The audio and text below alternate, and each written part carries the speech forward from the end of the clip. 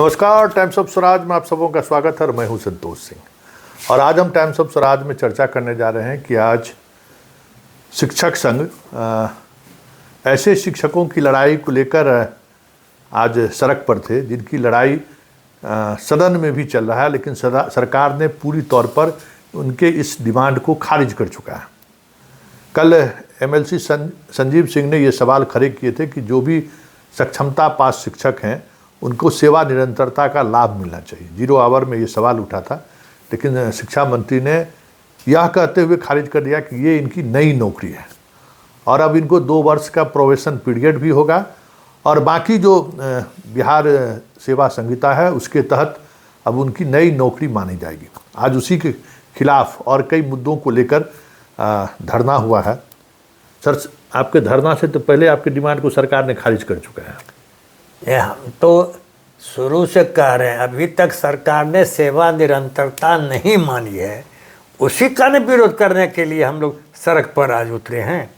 और विधानमंडल में भी, विधानसभा विधान परिषद में भी माननीय सदस्य इस पर काफ़ी जोर रहे हैं। डॉक्टर संजीव कुमार सिंह, प्रोफेसर संजय कुमार लगे हुए हैं।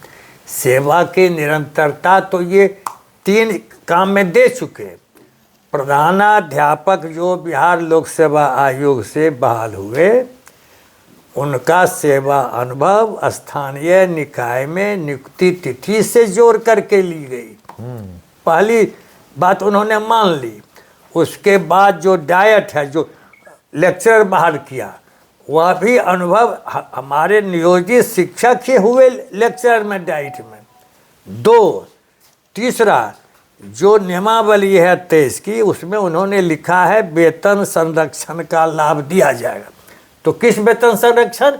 यानी शिक्षक जो वेतन अभी तक पा रहे हैं नियुक्ति तिथि से, तो आप तो 3 जगह मान चुके हैं और उसमें भी आपने लिखा है कि वरीयता का लाभ दिया जाएगा।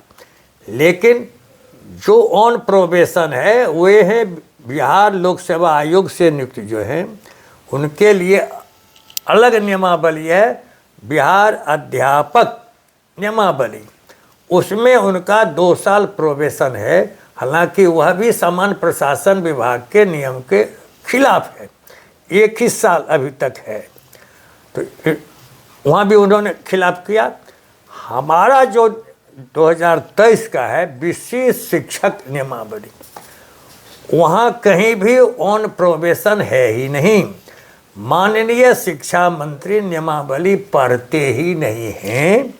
विभाग जो बना करके दे देता है उसी को वे तोता रटंत बोल देते हैं। इसलिए आम शिक्षकों में इसको लेकर के काफ़ी असंतोष है, आक्रोश है। और यही आक्रोश व्यक्त करने के लिए हमने तो केवल राज्य परिषद के सदस्यों का ही आह्वान किया था, जिनकी संख्या हमारे संघ के विधान के मुताबिक कुल 165 है। लेकिन हमारी 500 कुर्सियां भर गई, उसके अतिरिक्त भी शिक्षक थे।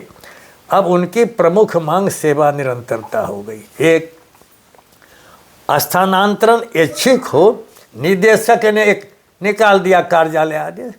कार्यालय आदेश कानून नहीं है।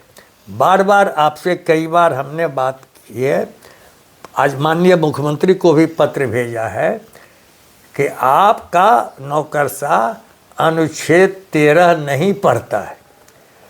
13 अनुच्छेद कहता है कि कानून की शक्ति किसको प्राप्त है? तो अध्यादेश जब तक पारित नहीं हो जाता है विधानमंडल से या संसद से, तब तक लॉ का फोर्स रहता है अध्यादेश। दूसरा क्या लिखा है 13 में? अधिसूचना। अधिसूचना अनुच्छेद 309 के मुताबिक कौन निकालेगा? सरकार निकालेगी। सरकार माने सचिव, विशेष सचिव, संयुक्त सचिव, उप सचिव और अब अपर मुख्य सचिव आप कह रहे हैं। उप सचिव, अपर सचिव तक ही सरकार है। कोई भी नोटिफिकेशन या अधिसूचना उन्हीं के हस्ताक्षर से निर्गत। चूँकि राज्यपाल द्वारा प्रदत्त शक्ति जो अधिसूचना यानी गजट में जो नोटिफाई होता है उसमें लिखा रहता है राज्यपाल के आदेशानुसार। तो राज्यपाल थोड़े हर एक फाइल पर दस्तखत करते हैं। संविधान में उन्होंने अपनी शक्ति उन लोगों को प्रदत्त कर दी है, उस पर कोई क्वेश्चन नहीं उठा सकता है। लेकिन राज्यपाल की शक्ति का उपयोग जो संवैधानिक बाध्यता है सरकार करेगी। सरकार का माने सचिव होता है, निदेशक नहीं होता। हाँ, निदेशक उस अधिसूचना, उस अध्यादेश, उस नियमावली के कार्यान्वयन के लिए निर्देश निकाल सकते हैं। जितनी नियमावली संतोष जी आप पढ़ेंगे, सबके अंत में लिखा रहता है कठिनाई दूर करने की सरकार को शक्ति। सब जगह है सरकार।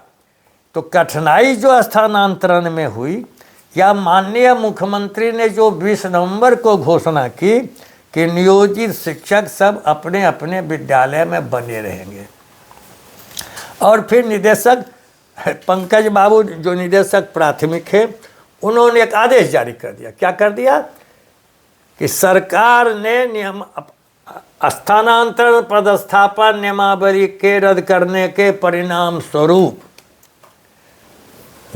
ऑनलाइन जितना भी आवेदन पत्र प्राप्त हुआ विभाग को सब रद्द समझा जाएगा। फर्स्ट पैराग्राफ ये है। सेकेंड पैराग्राफ में विभिन्न स्रोतों से प्राप्त आवेदन पत्रों के आलोक में सरकार ने ये आदेश दिया है कि 1 दिसंबर से 15 दिसंबर तक जो जहां जाना चाहते हैं वे जाएंगे।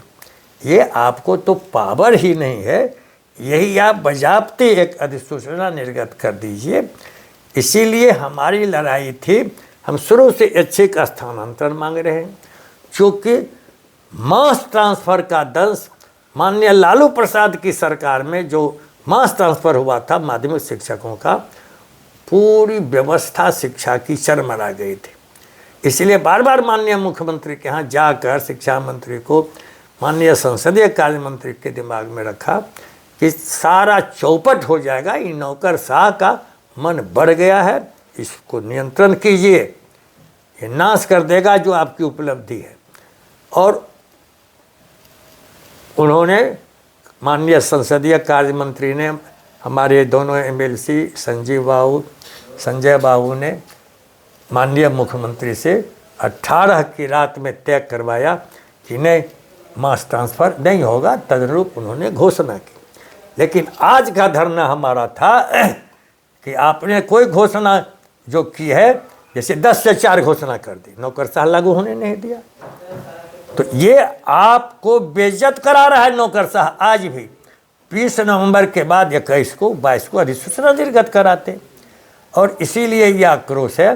और जब तक ये महत्वपूर्ण मांगे तीनों नहीं मानी जाएगी, आज हमने ऐलान किया है कि आप किसी आपातकालीन परिस्थिति में एकताबद्ध रहिए, और हम आह्वान करेंगे, हम विद्यालय से सड़क पर फिर आएंगे।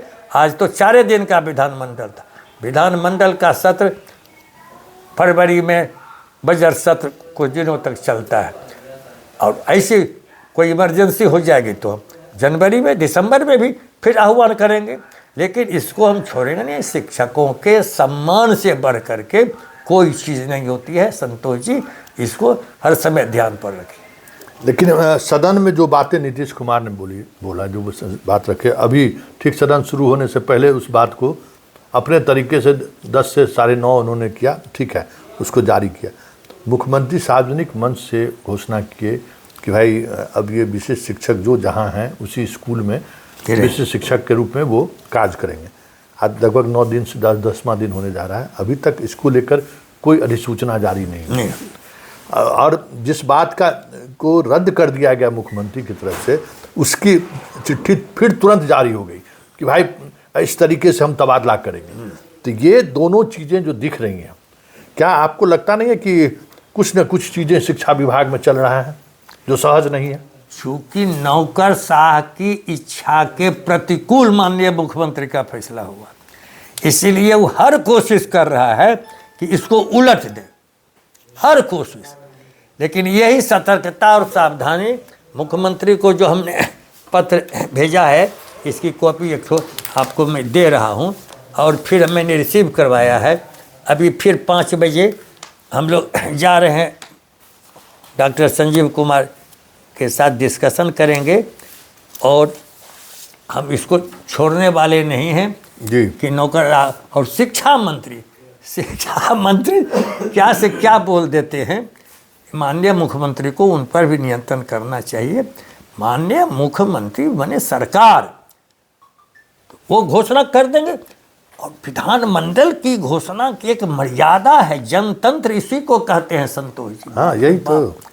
मैंने बोल दिया, वह कानून हो गया। बाहर बोलने का नहीं होता है, क्योंकि भारत के संविधान में लिखा हुआ है विशेषाधिकार अनुच्छेद 105 में, ये प्रिविलेज है, और उसको कोई नहीं मानने का सवाल नहीं उठता है। ये उनकी भी प्रतिष्ठा और सदन की प्रतिष्ठा का सवाल उठता है, जो सबसे बड़ा ताज्जुब। और आज तक तो हम तो अब समझिए 50 साल से आंदोलन कर रहे हैं इस घर से। ऐसी कल्पना नहीं कर सकते थे कि इतनी अराजकता, मनमानापन विभागीय पदाधिकारियों का, मैंने एकदम एक्सट्रीम हो गया, मैंने टॉलरेंस से बाहर हो गया। लेकिन हम लोग मर्यादा नहीं छोड़ते हैं, शिष्टता नहीं छोड़ते हैं, हम लड़ेंगे अंतिम दम तक। अच्छा, क्या आपको लगता नहीं कि ये जो अभी क्या कहते हैं, जो मांगा गया, अभी आवेदन मांगा गया है, वो आपके संगठन और वो जो एक मजबूती का एक मौका मिला कि सारे शिक्षक एक प्लेटफॉर्म पर आके सरकार से नज़र में नज़र मिलाकर बात करें, तो क्या उस कमज़ोर करने की साजिश तो नहीं है? साजिश तो शुरू से है। ये नियोजन की प्रणाली ही शिक्षकों को खंड खंड, पंचायत शिक्षक, प्रखंड शिक्षक, वहीं से साजिश हो गई। और उसी समय स्वर्गीय मदन मोहन झा, मैंने कभी बिना बातचीत किए सोते नहीं थे हम लोगों से, स्वर्गीय केदारनाथ पांडे जी से, उनको बार बार समझाते थे कि देखिए अभी तक की परंपरा है, जो प्रशिक्षित हो गया पैनल आ जाता था विभाग में, चाहे प्राइमरी हो या सेकेंडरी, और उसी से बहाली होती थी। हम लोगों ने जब अध्यादेश निकलवाया था सरकारी का, तो विद्यालय सेवा बोर्ड की स्थापना करवाई थी, विद्यालय सेवा बोर्ड से बहाली होती थी। ये आपने कर दिया, चलिए इतने बेरोजगार प्रशिक्षित को बहाल आपने कर दिया, ठीक है, लेकिन कोई तरीका ना होगा, कभी कुछ आदेश निकाल देगा, कभी कुछ आदेश निकाल देगा, इससे आपकी बदनामी हो रही है और उपलब्धि पर ये पानी फिर रहा है, इसको ध्यान में रखिए। तो कल तक ही हाउस है, फिर हम लोग मिल करके उनको कहेंगे कि ज़रा इसको नियंत्रित कीजिए। 1 दिसंबर से नया आवेदन मांगा जा रहा है, और जो मुख्यमंत्री की घोषणा है उसका अभी देख रहे हैं, अभी तक अमल की कोई सूचना नहीं है, अभी तक कोई नोटिफिकेशन नहीं है कि 1 दिसंबर से ये विशेष शिक्षक होंगे कि कब होंगे। विभाग के अधिकारियों से भी बात करने पर लगता है जैसे वो कोई अब मुद्दा ही नहीं रहा।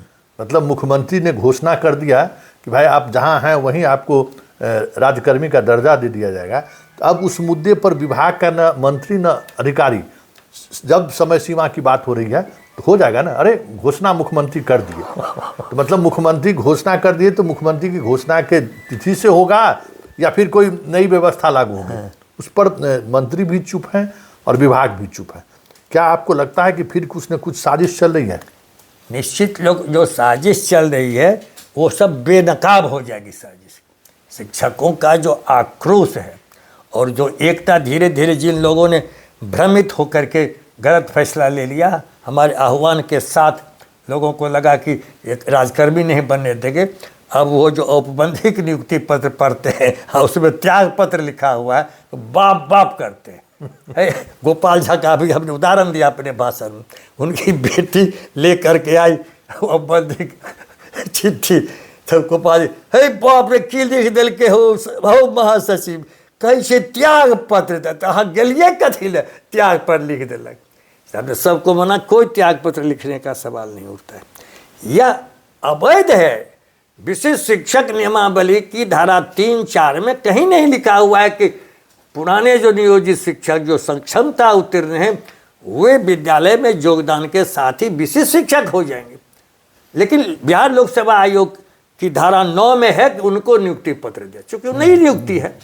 हम तो नियुक्त है ही, नियुक्त को फिर क्या नियुक्त आप कर रहे हैं? ये दिमाग कहाँ से आ गया है? ताज्जुब है। बाप रे, ऑल इंडिया कंपटीशन से IAS बनता है, कहाँ से कौन सिखा देता? पेच निकालने का तरीका है ना, लेकिन सब पेच को हम एकदम इस बार एकदम ढीला कर देंगे, ढीला कर देंगे, छोड़ेंगे नहीं।